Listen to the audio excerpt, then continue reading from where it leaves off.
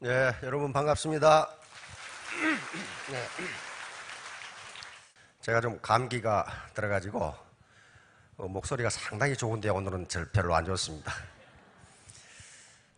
오늘 아까 이 손드는 거 보시니까 처음 오신 분들이 굉장히 많으신데 잘 오셨습니다. 마음을 놓으시고 가슴을 활짝 열어놓고 강의를 들으시기 바랍니다. 캐나다 밴쿠버 이 북쪽에 가면은 카필라노 강이라는 게 있어요.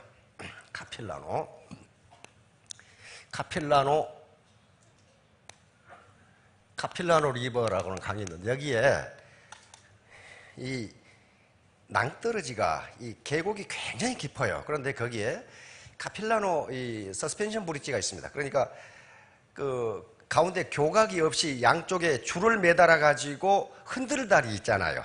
그 흔들다리가 있어요. 굉장히 길어요, 그게. 그런데 1년에 한 관광객이 수백만이 온다고 그러니까 거기가 이 캐나다의 국립공원입니다. 거기를 가봤는데 이 아름드리 나무들이 있는데 보니까 2000년 됐더라고요. 그런 나무들이 있는 공원이에요. 근데 거기에 서스펜션 브릿지가 있어가지고 바로 브릿지의 넓이가 한 1.5m 밖에 안 되고 길이는 한 거의 100m 됩니다. 밑에 이 깊이는 한 76m 그 정도 되는데 올라가서 밑에를 보면 정신이 어질어질해요. 발바닥이 간질간질해. 왜냐하면 사람들이 지나다니니까 이것이 이렇게 움직여요. 다리가 움직이고 거기 계곡이기 때문에 바람이 불어가지고 이게 움직이는 방향이 도대체가 어디로 움직일지 잘 몰라. 근데 저게 왜 그렇게 유명해졌냐면요, 지금 관광객이 엄청나게 오는데 바로 심리학 교수들의 실험이 저 다리에서 이루어졌어요. 흔들다리 효과라는 것을 증명해냈습니다. 이게 뭐냐면은 심리학에 여기 심리학 학위를 가진 분도 계신데 그걸 귀인 오류라고 하는 것이 있어요. 귀인 오류라고, 이 한자는 더 어려워 이게. 귀인 오류라고 하는 거 있는데 이게 무슨 얘기냐면요, 인간은 어떤 현상을 보면 그냥 넘어가지를 않고 그 원인을 알고 싶어 해요. 왜 저럴까?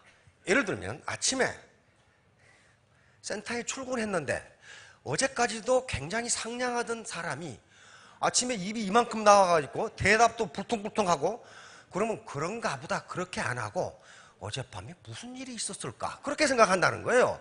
그래서 그 원인을 알고 싶어 해. 그런데 인간은 그 감정을 어떻게 갖느냐 하면은 자기가 느끼는 것하고 그것을 해석하는 것이 있는데 그 해석이 옳건 그르건 간에 해석대로 몸이 움직인다는 겁니다. 예를 들면 어제 부부싸움 했는가 보다 이렇게 자기가 해석을 하면은 그 뒤부터는 물어보지도 않고 저 여자는 저녁에 부부싸움 했다고 인정을 한다는 거예요. 이게 귀인이라고 해요. 원인이 무엇일까? 원인이 무엇일까인데 그때 반드시 오류를 범하게 된다는 거예요. 그런데 오류를 범하든 범하지 않든 몸은 거기에 따라서 움직인다는 겁니다. 그런데 여기서 무슨 실험을 했냐면요, 다리 한가운데 아가씨가 서 있다가 아주 예쁜 아가씨, 심리학을 연구한다는 아주 예쁜 아가씨를 하나 고용을 해가지고 저쪽 양 끝에서 18세에서 35세 남자가 혼자 걸어오면 딱 걸렸어. 다리 가운데서 딱 만나서 아가씨가 저 심리학 연구원입니다. 종이를 하나 주면서 이 광경을 보시고 이 광경에 대해서 어떻게 느끼는지 글을 써주시겠습니까? 이렇게 요구를 한 거예요. 글을 써주면 나중에 명함을 주면서 이게 제 전화번호입니다. 혹시 연구 결과를 알고 싶으시면 저에게 전화를 하세요. 이렇게 사라진 거예요. 그리고 그 밑에 다리가 또 하나 있어요. 근데 이 다리는 아주 나무로 튼튼하게 지어져 있어. 이건 도대체 움직이지를 않고 밑에까지 거리가 3m밖에 안 되고 그 다리에 올라가 봐야 길 위에 서 있는지 다리 위에 서 있는지 구분이 안 돼. 거기서도 똑같은 실험을 했어요, 이 아가씨가. 그래 놓고 아가씨가 그 심리학 교수 두 분이 그 글 내용을 분석해 봤어요. 즉 흔들다리 위에서 쓴 글과 다리가 전혀 움직이지 않고 튼튼한 나무로 되어 있는 다리 위에서 쓴 글이 어떻게 다른가? 그런데 흔들다리 위에서 쓴 글 속에 뭐가 무하게 많이 들어있냐 하면은 성적 표현이 매우 많이 들어있어. 그리고 튼튼한 다리 위에서 쓴 놈들은 그냥 멀건 소리만 써놨어, 그냥. 그리고 나중에 전화를 하는 거 보니까 흔들다리 위에서 글을 만났던 청년들은 50%가 아가씨한테 전화를 했어. 근데 튼튼한 다리 위에서 글을 쓴 청년들은 15%가 전화를 했어요. 그러면 학자들이 하는 일은 무엇이냐 하면은 왜 그 차이가 발생했을까요? 왜 그 차이가 발생했을까? 여기서 이것은 귀인 오류다, attribution error다 이렇게 해석하는 거예요.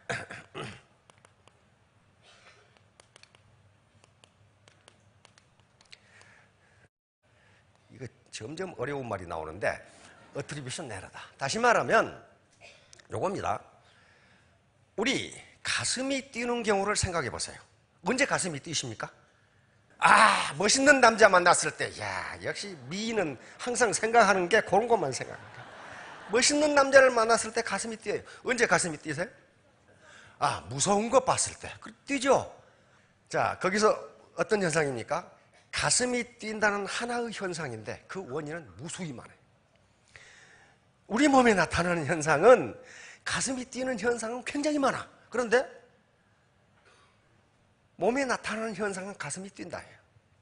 그러면 인간은 무의식적으로 가슴이 뛰면 그냥 넘어가는 게 아니고 왜 뛸까? 그걸 생각한다. 왜 뛸까?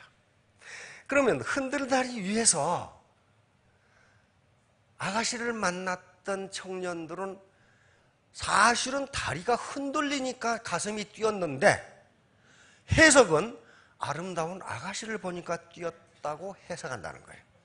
그러면 어떻게 되나? 앞에 있는 아가씨가 엄청나게 예뻐 보여요. 엄청나게 예뻐 보이는 거예요. 실험해 보세요. 맞아요. 여기 조깅하는 젊은이들, 아침에 조깅할 때 앞에서 뛰어오는 아가씨 보세요. 얼마나 예뻐요. 왜 그러냐면 가슴이 뛰니까 그래요. 가슴이 뛰니까 그래요. 가슴이 뛰는 현상이 앞에 아름다운 아가씨를 보니까 뛴다고 생각하면 그 아가씨가 더 예뻐 보여요. 그래서 혹시 짝사랑하는 아가씨가 있으면 짝사랑하는 남자가 몇 시에 조깅하는가 봐서 반대쪽에서 뛰어가세요. 그러면 반드시 이루어지게 돼 있어요. 그건 그렇게 돼요. 자, 시는 언어를 가장 함축해서 표현하는 겁니다. 우리 정현종 시인의 유명한 시 중에 하나입니다. 떨어져도 튀는 공처럼. 정현종 시인은 연세대학교 국문학과 교수를 하셨죠. 지금 은퇴하셨습니다. 대학을 졸업하기는 연세대학교 철학과를 졸업을 하셨는데 국문학의 아주 대가이신데 한번 보도록 하겠습니다. 그래 살아봐야지. 너도 나도 공이 되어 떨어져도 튀는 공처럼 살아봐야지. 공이 땅에 떨어지면 튀어오를 일만 남아있어요. 그렇죠? 땅속으로 지가 들어가지는 못해. 그러니까 튀어오를 일만 남아있어요. 쓰러지는 법이 없는 둥근 공처럼 탄력의 나라의 왕자처럼 가볍게 떠올라야지 곧 움직일 준비되어 있는 꼴 둥근 공이 돼요. 옳지, 최선의 꼴, 지금 내 모습처럼 떨어져도 튀어오르는 공, 쓰러지는 법이 없는 공이 돼요. 자, 공이 되어서 튀어오르시기 바랍니다. 이걸 리실리언스라고 하는 건데 이걸 회복 탄력성이라고 합니다. 심리 자본 중에 가장 중요한 요소 중에 하나가 회복 탄력성이에요. 모든 인간은 땅에 떨어지게 돼 있다는 거예요. 언젠가는 땅에 떨어져요. 이때 공처럼 튀어오르느냐 거기 주저앉느냐에 따라서 나머지 인생이 결정된다는 겁니다. 이걸 회복 탄력성이라고 그래요. 자, 다음 오늘 참석하신 분들 세 가지 의문이 있습니다. 이것 스스로 자기가 판단해서 자기가 결정을 내리셔야 됩니다. 할 것인가 말 것인가? 과연 나 같은 사람도 할 수 있느냐? 나는 공직만 몇십 년을 했는데, 나는 전업주부로 몇 년을 살았는데, 또는 나는 마케팅을 해본 적이 없는데, 다 그런 의무입니다. 그러면 어떻게 해야 성공하냐? 이것은 하루 만에 알 수가 없어요. 계속 정보를 수집해서 스스로 판단하셔야 됩니다. 일의 가치와 보람, 애터미는 가치 있는 일이고 보람 있는 일입니다. 그런데 아무리 보람이 있어도 소득이 없으면 오래 하지 못합니다. 이렇게 빈지가 빈 경우에 누가 오래 일을 할 수 있어요? 일 못해요. 반드시 그 일이 가치와 보람이 있어야 되고 그래야만 오래 할 수 있고, 아무리 돈을 많이 벌어도 가치 없는 일, 보람 있는 일은 인간은 오래 할 수 없습니다. 두 번째는 아무리 가치 있어도 태안 앞바다에서 바위에 기름 닦는 일이 중요한 일이고 가치 있는 일이지만은 1년 내내 하라고 하면 못한다는 거예요, 그걸. 자, 그 소득이 생겨야죠. 다음. 바로 애터미 사업은 빅 비즈니스입니다. 한 달에 월천댁, 오천댁이 되는 게 스몰 비즈니스가 아니에요. 그리고 무슨 일을 하든지 내가 하는 일이 중요하다, 빅 비즈니스라고 생각하지 않으면 성공하기 힘듭니다. 그러면 스몰 비즈니스가 아니고 빅 비즈니스에서 어떻게 성공하느냐? 이건 공부를 해도 그렇고 연구를 해도 그렇고 뭘 해도 마찬가지예요. 성공하기 위한 3가지 요소가 있습니다. 이걸 3H라고 그러는데, 이건 무슨 일을 해도 3H는 반드시 있어야 돼요. 이 중에 하나라도 없으면 그건 성공 못합니다. 하나는 냉철한 이성, 헤드. 헤드가 없는 사람을 머리가 빠가됐다고 그러거든, 일본말로. 이게 안 돌아가는 거야, 이게. 안 돌아가는 거예요. 반드시 냉철한 이성이 있어야 되고 그 일을 해낼 수 있는 지식이 있어야 됩니다. 두 번째는 warm heart에, 따뜻한 가슴, 하트에 하트. 나만 잘 먹고 잘 살겠다, 그런 사람 치고 잘 먹고 잘 사는 사람이 없어요. 요즘도 이 부패의 전쟁을 시작하는데 그분들 지금까지 잘 먹고 잘 살았어요. 그러나 말년은 콩밥을 자셔야 할 거예요. 나만 잘 먹고 잘 살겠다고 하면 그렇게 되지 않습니다. 웜하트, 특히 애터미 사업은 그래요. 스폰서와 파트너가 동반 성공하겠다고 해야 성공할 수 있어요. 세 번째는 핸드입니다. 핸드. 가만히 앉아 있어가지고 안 되고 몸으로 실천을 해야 돼요. 이 3H는 반드시 실천하셔야 됩니다. 냉철한 이성, 그러니까 합리적인 판단이에요. 판단, 그리고 꿈과 비전입니다. 그거 없는데 성공한다? 있을 수가 없어요. 내가 산에 올라가려고 마음도 안 먹었는데 보니까 산에 올라와 있더라, 그런 경우는 없어. 올라가려고 마음을 먹어야 돼요. 두 번째 하트, 웜 하트, 같이 잘 살자. 세 번째, 가만히 있는 게 아니고 손발을 움직여서 실천에 옮겨야 돼요. 자, 다음. 자, 선승구전. 손자병법에 있는 이야기입니다. 선승이후구전. 이기는 군대는, 병은 여기서 군대입니다. 이기는 군대는 이겨놓고 싸움을 시작하고, 그러니까 싸움을 하기 전에 어떻게 해야 된다는 거예요? 철저하게 분석해야 돼요. 쿨헤드, 쿨헤드. 내가 이 싸움에 이길 수 있느냐? 지리적으로는 어떻느냐? 내가 가진 병기는 어떻느냐? 그러니까 사업도 마찬가지예요. 이 사업을 해서 돈을 벌 수 있느냐? 시장 분석을 해보고 그 다음에 내가 팔려고 하는 물건이 팔리겠느냐? 이런 거예요. 그러나 패하는 군대는 먼저 싸움을 시작해 놓고 이기기를 바란다는 거예요. 과거에 농경시대나 산업화 시대는 이렇게 해도 먹고는 살았어요. 일단 구멍가게를 내놓고 손님을 기다렸다고요. 지금 그렇게 되지 않습니다. 그렇게 되지 않아요. 우리나라에 지금 편의점이 26,000개라고 하는데 매월 2,600개가 늘어난대요. 그런데 망하는 편의점이 2,700개인가 된대. 그러니까 한 달에 생겨나는 편의점보다 망하는 편의점이 더 많아요, 지금. 그러니까 내가 여기에 편의점을 해서 돈을 벌 수 있을지를 먼저 생각해 보고 열하는 거예요, 지금. 이건 2300년 전에 손자가 한 얘기예요. 자, 다음. 비즈니스도 마찬가지예요. 이 사업을 해서 내가 돈을 벌 수 있느냐를 먼저 따져봐야 되고, 과연 이 사업이 보람 있는 것인가를 따져봐야 돼요. 가치 있는 일인가를 따져보지 않고 무작정 시작했다가는 실패한다는 겁니다. 먼저 이겨놓고 싸우기 위해서 가장 중요한 것이 지피지기예요. 지피지기 100점 불태 들어보셨죠? 안 들어보신 분은 이 시간 이후 들은 걸로 그렇게 하세요. 이게 손자병법의 아주 유명한 말이니까. 자, 요 두 꼬맹이는 요 놈을 몰랐어. 둘이 덤볐는데 어떻게 됐어요, 이거? 이거 지피지기를 안 했기 때문이에요. 자, 골리앗과 다윗의 싸움인데 누가 이겼어요? 다윗이 이겼어요. 왜? 다윗은 골리앗의 약점을 알았어. 요 녀석은 너무 중무장을 하고 있기 때문에 걸음이 늦어. 그런데 요 어린 다윗이 요놈하고 근접전을 해가지고는 이겨요, 져요? 이길 수가 없어. 요놈은 덩치만 크지 기동력이 떨어지니까 멀리 떨어져 싸워야 돼. 상대방을 알았죠. 가장 좋은 방법은 돌팔매질로 싸우는 게 제일 좋아. 멀리 떨어져 있으니까. 이게 지피지기예요. 나를 알고 상대를 알아야 돼. 자, 다음. 무지라는 것은 학력이나 지식의 양이 많고 적다는 것을 말하지 않습니다. 무지는 내가 모르는 것이 많다는 걸 인정하지 않는 것을 무지라 그래. 모든 학자들이 그렇게 얘기해. 내가 모르는 것이 많다는 걸 인정한 사람은 그 사람을 유지한, 즉 지식인이다 이렇게 봐요. 내가 모르는 게 아무것도 없다, 내가 알 만큼 안다고 생각하는 사람을 무지한 사람이라고 그래. 가끔 주변에 그런 사람이 있죠. 내가 모르는 게 뭐 있어? 그런 사람이 있어요. 그런 사람은 무지한 사람이라고 생각하면 돼요. 자, 요 무지 때문에 자기가 안다고 생각한단 말이에요. 뉴턴 어떻습니까? 세계 최고의 지식인이었어요. 그런데 뭐라고 그랬어요? 우리가 아는 것은 하나의 물방울이요, 모르는 것은 파다이다. 뉴턴 같은 과학자도 그렇게 얘기한 거예요.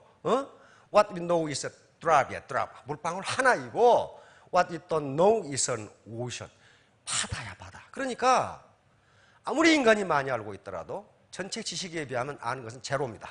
그건 수학적으로 제로예요. 그러니까 단 한 가지예요. 내가 무식하냐 무식하지 않느냐는 내가 모르는 것이 많다는 걸 인정한 사람은 무식하지 않다예요. 그런데 내가 모르는 것이 없다고 생각하는 사람은 분명히 무식한 사람이니까 그런 사람은 가능하면 가까이 가지 않는 게 좋아. 자, 다음. 이거 누구 얘기해? 아인슈타인이에요. 20세기 최고의 머리가 좋은 사람. 뭐라고 그랬어요? 더 배울수록 내가 무지하다는 것을 깨닫는다. 또 그렇게 생각할수록 더 배우고 싶다. 아인슈타인이 이렇기 때문에 세계 최고 과학자가 된 겁니다. 내가 모르는 것이 없어. 그랬으면 어떻게 되겠어요? 최고 과학자가 될 수가 없어요. 자, 다음. 공자. 자, 공자가 한 말은 아주 되게 유명한 말입니다. 톨스토이가 그 인생론에서 인용한 말이 이 말이에요. 톨스토이가 19세기 사람인데 벌써 논어를 다 읽었어. 뭐라고 그랬느냐? 네. 지지위 지지. 아는 것을 안다고 하고, 아는 건 안다고 해야 될 거 아니에요. 예? 부지 부지.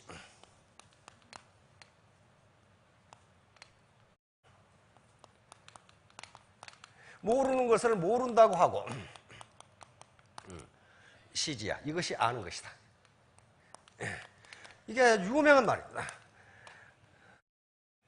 공자 제자 중에 자로라는 사람이 있는데 공자보다 6살 아래입니다. 이게 뭐였냐면 오늘 같으면 건달이에요. 칼 차고 돌아다니면서 건달짓을 하는 놈인데 가르쳐서 선비를 만든 겁니다. 그러니까 뭐 좀 가르쳐 놓으니까 아는 척을 해. 아는 척을 하니까 유는 자로의 옛날 아기 때 이름입니다. 유야, 내가 너에게 안다는 것이 무엇인지 가르쳐주마. 이래서 가르친 거예요. 지지위 지지. 아는 것을 안다고 하고 모르는 것을 모른다고 하는 것, 이것이 곧 아는 것이니라. 유명한 말이에요. 미국에서도 이 말을 많이 인용합니다. 아는 것을 안다고 하고 모르는 것을 모른다고 하는 것, 이것이 곧 아는 것이니라. 자, 다음. 이제 노자는 한 걸음 더 나가요. 지부지상. 아는 것을 모른다고 하는 건 괜찮은 일인데 부지지병, 모르는 것을 안다고 하는 건 병이다. 이 병에 걸린 사람이 너무 많아. 너무 많아요. 자, 다음. 소크라테스, 서양의 철인이죠. 자신이 무지하다는 것을 아는 것이 진실로 아는 것이다. 자, 자기의 무지를 인정하는 것이 지식인이다. 그런 말이에요. 실제로 그래요. 공부를 하면 할수록 왜 그렇게 모르는 게 많은지, 안 하면 안 할수록 모르는 게 아무것도 없어. 왜냐하면 뭘 모르는지를 모르거든, 내가 지금. 그러니까 모르는 게 아무것도 없어. 그렇게 된다고요. 이것 때문에 소크라테스는 아테네 최고 지식인이 됩니다. 델파이라고 하는 신전이 있는데 거기에 뭐라고 써져 있냐면 너 자신을 알라 이렇게 써져 있어요. 이걸 소크라테스가 한 말로 알고 있는데 사실은 델파이 신전에 써져 있는 것을 소크라테스가 계속 인용하는 거예요. 너 자신을 알라. 근데 이 신전이 바로 신탁으로 유명한데, 즉 애언으로 유명한 거야. 거기에 소크라테스 친구가 아테네에서 가장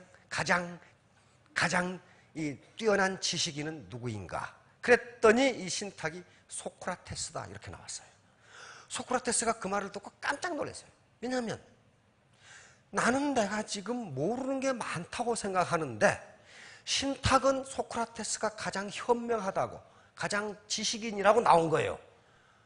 그래서 그 당시 아테네에서 난다 긴다 하는 지식인들을 소크라테스가 다 만나봤더니 실제로는 아무것도 모르더라. 그걸 발견했어요. 그래서 소크라테스가 이 결론을 내는 겁니다. 나 소크라테스는 내가 아무것도 모른다는 것을 알고 있기 때문에 현명하다. 이렇게 된 거예요. 그런데 다른 놈들은 그걸 모르고 있더라 그 말이야. 그러니까 한 가지 더 하는 거 아니에요. 한 가지 더 하는 거. 그래서 소크라테스가 한 말이 유일한 선은 알미요 유일한 악은 무지이다.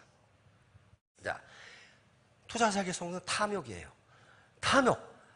한꺼번에 많은 돈을 벌 수 있다고 생각하는데 절대로 그렇게 될 수 없습니다.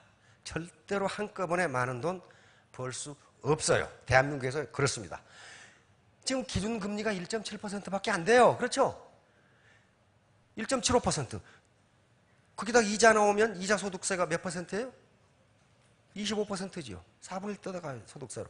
10억 저축하면 지금 한 달에 얼마 나와요? 15만 원.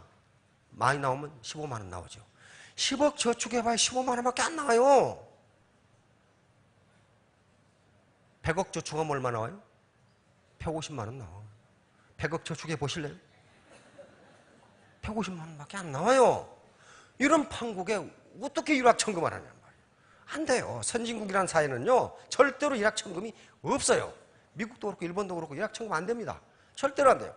차근차근 벌어나가야 돼요. 차근차근. 그래서 조지라던 사람이 얘기했어요. 우리가 부자가 될 수 있는 엘리베이터는 고장났다예요. 그래서 한 계단 한 계단 올라갈 수밖에 없다. 왜? 미국은 이미 고속으로 돈을 벌 수 있는 방법이 미국은 없어요. 왜? 사회가 안정되어 있거든. 우리도 없어요 지금. 그런데 어떻게 다단계를 해서 한 달에 몇십억을 어떻게 벌어요? 안 돼요. 그건 사기예요. 탐욕 때문에 한꺼번에 많은 돈을. 탐욕도 어디에서 나오느냐? 무지에서 나와요. 무지. 모든 악은 무지에서 나온다고. 다음. 자, 공자의 제자가 자하라는 사람이 거보라는 업체, 지금 같으면 시장이 됐어요. 시장. 그래서 자기 스승에게 정치를 어떻게 하면 되겠습니까? 라고 물었을 때 공자가 대답한 아주 유명한 말을 합니다. 욕속즉부달. 욕속부달이야. 욕속부달. 그러니까 무욕속 무견소리. 빨리 달성하려고 하지 말고 작은 이익을 욕심내지 말라는 거예요. 욕속즉부달. 빨리 달성하려고 하면 이루지 못하고, 견소리즉 대사불성. 작은 이익에 집착하면 큰 일을 이룰 수가 없다. 이걸 제자에게 해준 거예요. 지금 많은 사무실에 가면 이 말이 걸려 있어요. 빨리 달성하려 하면 오히려 안 되고, 작은 이익에 집착하면 큰 일을 이룰 수가 없다. 월천댁이 되려면은 라면도 사주시고 그러라고요. 라면 비싼 거 사주기는 그렇잖아요. 라면. 왜냐하면 같이 밥을 먹으면 뇌에 뭔가가 돌아간답니다. 그래서 앞사람이 예뻐 보인대. 그 의사가 그러더라고. 이게 뭐가 돌아간대요. 뭔가를 모르는데. 그리고 같이 매운 걸 먹으면 가슴이 뛰어가지고 앞사람 예뻐 보이니까. 에? 자, 다음 악은 게으름입니다. 게으름. 게으름은 가만히 있는 걸 게으르다. 그렇게 이야기하지 않습니다. 우리 인간의 일을 네 가지로 구분할 수 있는데, 긴급하면서도 중요한 것. 긴급하지는 않지만 중요한 것. 그 다음에 중요하지도 않은데 긴급한 것, 중요하지도 않고 긴급하지도 않은 것. 요건데, 게으른 것은 중요하지 않은 일에 시간을 많이 쓰는 것을 게으르다. 그렇게 이야기합니다. 학자들은 중요하지 않은 일에 시간을 많이 쓰는 것을 게으르다고 이야기한다. 나는 매일 바빠 죽겠어. 어디 가냐라고. 개 모임, 동창 모임, 동네 무슨 모임. 별 중요하지도 않아, 그거. 이것을 게으르다고 이야기한단 말이에요. 그러면 여기에 긴급하면서도 중요한 건 뭐겠어요? 예를 들면 몸이 갑자기 아파. 병원에 가는 거. 긴급해요. 그렇죠? 그러면서 굉장히 중요해. 상사에게 보고서를 올리는데 오늘이 마감일 때. 그건 굉장히 중요한 거예요. 그렇죠? 뭔가 자기 파트너에게 중요한 정보를 제공해 줄 때 정보를 받은 사람은 그게 긴급하면서 중요한 거예요. 그런 것들이 중요한 거예요. 두 번째, 이게 긴급하지는 않지만 중요한 거. 이거 굉장히 많아요. 예를 들면 지금 당장 아프지는 않지만 건강검진을 가는 거. 이건 긴급하지는 않아. 금방 죽지는 않아. 그 다음에 자기 개발을 위해서 강의를 듣고 책을 보고 대화를 하는 거. 이건 당장 안 논다고 해서 뭐 무슨 일이 벌어지는 건 아니지만은 자기 개발이 되지를 않아요. 이런 것들이 긴급하지는 않지만 중요한 일이에요. 그 다음에 여기 중요하지도 않으면서 긴급한 게 있어요. 뭐가 있냐면 여기서 전화가 왔어. 야, 누구야 오늘 개모임 있는데 나올래? 그러면 둘이 한 30분을 얘기해. 아무것도 아닌 얘기해가지고. 그래가지고 결론은 뭡니까? 우리 긴 얘기는 만나서 하자. 그러면서 또 나가. 30분 얘기했으면 맞지 뭔 얘기가 더 있겠어. 하나도 그 중요한 거예요. 전화가 바로 왔으니까 아주 긴급한 거예요. 그리고 술 친구한테 전화 와서 노닥거리는 거. 이게 긴급하지만 중요하지. 그 다음에 제 시간에 연속극 보는 거. 이것도 중요하진 않지만 긴급해. 지금 급해야 돼, 지금. 그 다음에 어디 긴급하지도 않고 중요하지도 않은 거. 요즘 보면 이런 청년들이 많아. 온갖 데 사이트에 돌아다니면서 댓글을 계속 다 하는 놈이 있어. 이게 아무 필요도 없는 댓글을 말이야. 하루 종일 그러고 앉아있어. 이상한 말을 만들어가지고 올려놓고. 또 주부들 할 일 없으니까 옛날 잡지 또적거리고 앉아있는 거. 이거 긴급하지도 않고 중요하지도 않거든요. 그러니까 여기서 게으르다고 하는 것은 가만히 있다가 아니고 뭐가 중요한지 나에게 중요한 일에 시간을 대부분 쓰라는 거예요. 적어도 80% 이상은 여기에 쓰라는 거예요. 그러면 그런 투자 사기라든가 다단계 사기가 왔을 때 적어도 그게 맞는지는 인터넷만 찾아봐도 알 수 있어요. 그리고 동사무소라든가 이런 데 당국에 가서 물어보면요. 알려줘요. 그게 속지 말아요. 엊그제도 어떤 경찰관이 그 주부 구했죠. 구한다는 게 사기 안 당하게 했죠. 경찰관이 지나가는데 주부 표정이 이상해. 급히 통장을 들고 오도록 하는 거야. 지금 피싱 사기에 걸린 거예요. 돈 붙이러 가는 거예요. 돈 붙이러 지금. 돈 붙이러. 당신 아들이 교통사고가 났는데 어쩌고 저쩌고 하면서 했더니 통장을 들고 뛰어나가는 거예요. 근데 경찰관이 사복을 했어. 사복을 해가지고 주부 표정이 아무래도 사기에 걸린 것 같아. 그래서 주부한테 얘기했어. 지금 어서 전화 받고 가시죠. 바쁘니까 나도요. 그러고 뛰어갔단 말이에요. 은행에 가서 돈을 붙이려고 한 찰나 경찰관이 몸으로 막았죠. 사기입니다. 알고 보니 피싱 사기야. 그 600만 원 건졌어. 600만 원 건졌어. 그런 거예요. 물어보면 될 거 아니에요, 지금. 그런데 그렇게 피싱 사기에 걸리면 정신이 없답니다, 사실은. 그 주부가 잘못한 거 아니에요. 정신이 하나도 없어. 왜? 아들이 다쳤다는데 빨리 병원비 보내라는데 어떡할 거냐 말이야. 어떡할 거냐 말이야, 지금. 경찰관은 그런 경험이 많죠. 그러니까 사봉지문 경찰관이 몸으로 막은 거예요. 나중에 주부가 아이고 제가 정신이 없어서요. 오니까 사기에 걸린 거예요. 그리고 이미 앞에서 집에서 보냈던 300만 원은 가고 없는 거예요. 지금 300만 원 이상 안 되잖아요. 텔레뱅킹으로 안 되죠. 그것 때문에 그러는 거예요. 그러니까 인터넷 찾아보고 적어도 주위에 알만한 분들께 관공서에 가서 컨설팅을 해보시면 돼요. 자, 다음. 손을 게으르게 놀린 자는 가난하게 되고 손이 부지런한 자는 부하게 되라. 핸드.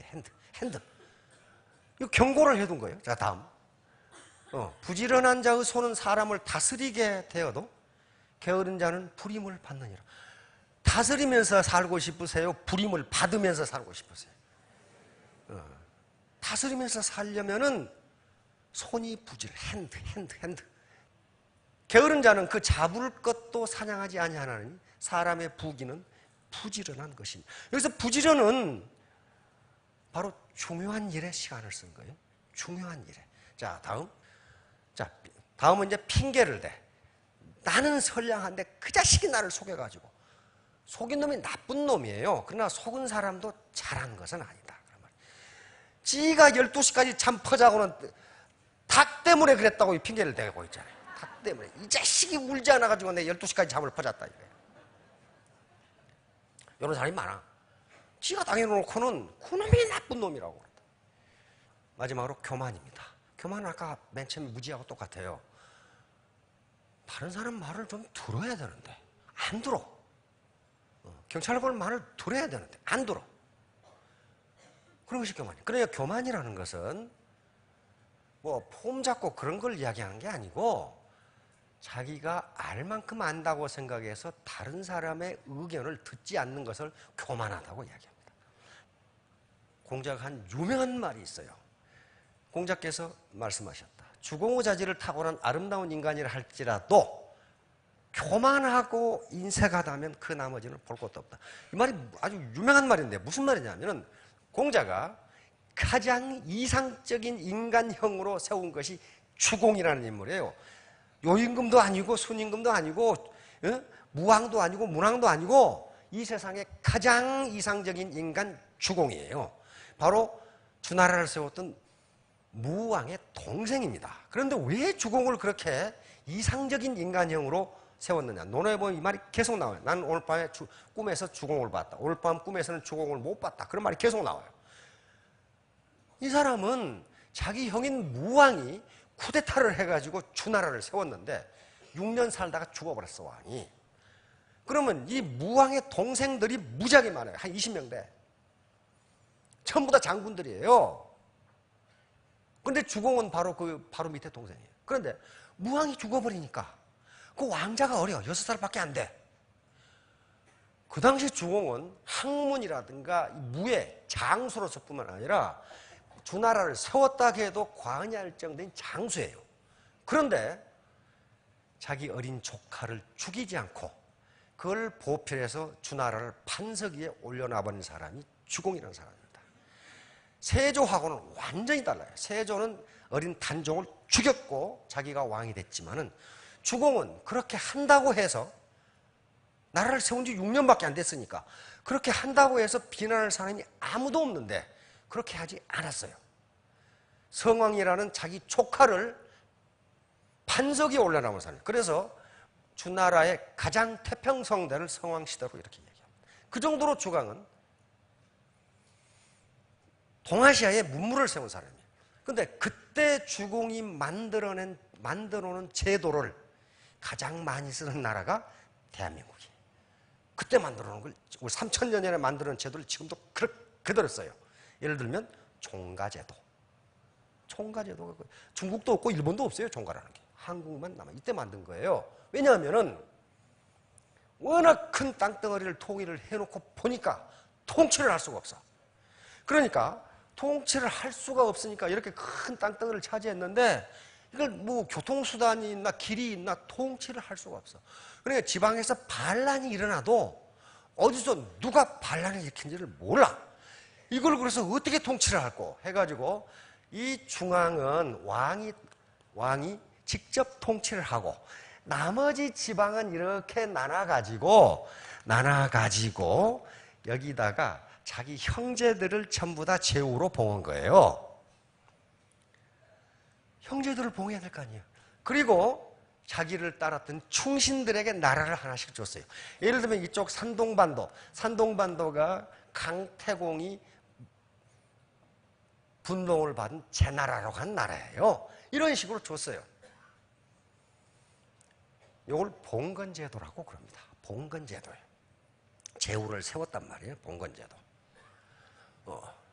그런데 이렇게 해놨어도 자기 동생들이 반란을 일으키지 않는다는 보장이 없어.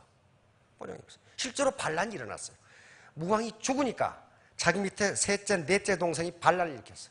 주공이 가서 제압합니다. 제압하고 처치해버리고 성왕을 그대로 올려놓습니다.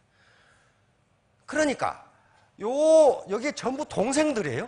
동생들이니까 요놈들이 정치적으로 반란을 못 일으켜 해가지고는 일으키지 않는다는 보장이 없어.